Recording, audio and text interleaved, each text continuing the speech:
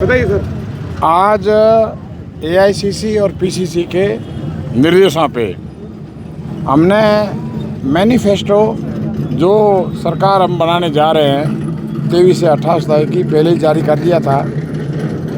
Specially 7 guarantee, पहले 10 guarantee थी, 7 guarantee और जो दी है वो आज की स्टेट की स्थिति को देखते हुए और पिछली जो गारंटी दी गई और अन्य जो योजनाएं लागू की गई जो असंख्य है, जो राजस्थान 15वीं सरकार में एक भारत में उदाहरण बना चुका है, उस स्टेज को देखते हुए आगे राजस्थान सरकार के लोगों को गांव और शहर में चाहे मजदूर हो, चाहे किसान हो या पशुपालक हो, उनको जो ऐसी चीज़ें थी जो नीड थी फ्यूचर के लिए, वो 7 गारंटी जो दी, उस 7 गारंटी के लिए थोड़ा प्रचार भी होना चाहिए भाई क्या हम करने जा रहे हैं आगे सरकार बना के।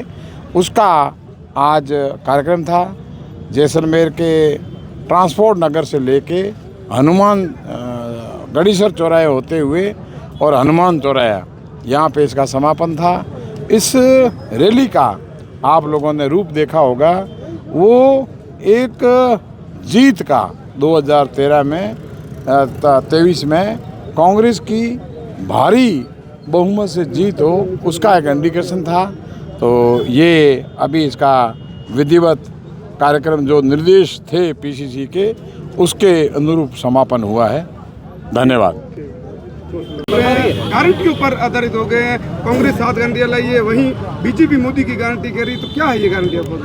देखिए, कांग्रेस की कथनी और करने में कोई अंतर नहीं है। जो कांग्रेस कहती है वो करके दिखाती है, और ये विगत वर्षों से इसका उदाहरण है। खासकर अशोक गहलोत जी ने जब जो कहा है वो करके दिखाया है, उसमें कोई बड़ी बात नहीं है। और इन 7 गारंटियों के माध्यम से राजस्थान की जनता को, अलग अलग क्षेत्रों के वर्गों के लोगों को लाभान्वित करने का बात कही गई है, ताकि वो उन्हें प्रोत्साहित करने की बात कही, उन्हें प्रोत्साहन मिले, ताकि वो इन 7 गारंटियों के माध्यम से सरकार के साथ जुड़कर अपना समुचित विकास कर सके। जेपी नड्डा ने आज जिसमें आकर कांग्रेस को भ्रष्टाचारी, बलात्कारी, अत्याचारी सरकार बताया, तो उसके ऊपर क्या कहेंगे? देखिए, मेरी बात सुनिए। सबसे महत्वपूर्ण बात यह है कि उल्टा चोर कोतवाल को डांटे।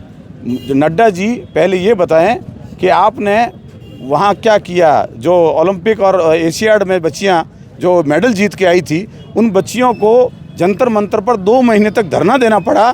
ना माननीय प्रधानमंत्री जी की जुबान खुली, ना गृह मंत्री जी की जुबान खुली, और उल्टा ब्रजभूषण सिंह को उन्होंने शरण दी। एक तरीके से उन्हें उनके विरुद्ध कोई मुकदमा दर्ज नहीं होने दिया, और ताकत लगा के सिर्फ हाई कोर्ट ने जब इंटरफेयर किया, तब जाके सुप्रीम कोर्ट ने इंटरफेयर किया, तब जाके मुकदमा दर्ज हुआ। तो वो जो लोग हैं हमें ज्ञान दे रहे हैं। क्या किया आप लोगों ने यूपी में? जब एक महिला, दलित महिला के साथ बलात्कार हुआ, बच्ची के साथ, उसके पिता को मार दिया। क्या हुआ मध्य प्रदेश में, जब एक दलित के ऊपर भारतीय जनता पार्टी का एक नेता जो है वो पेशाब करता है?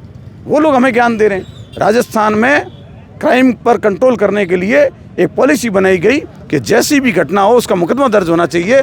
0 टॉलरेंस के कारण मुकदमे दर्ज अवश्य हुए हैं, तो कार्रवाई भी हुई है।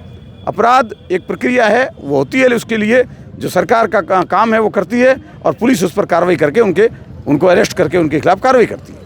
कल राजस्थान में भी एक जयपुर में घटना घटी है, दिन दहाड़े महिला के साथ अत्याचार हुआ है। पुलिस ने उसकी कंप्लेंट भी नोट नहीं की थी। राजस्थान की सरकार अभी कांग्रेस की है। शायद जयपुर की आप घटना की बात कर रहे हैं, तो मैं आपकी जानकारी के लिए बता दूं, वो घटना हुई है। घटना होने के 24 घंटे के अंदर अंदर मुकदमा दर्ज हुआ है, और आरोपी को गिरफ्तार करके उसके विरुद्ध कार्रवाई शुरू कर दी गई है।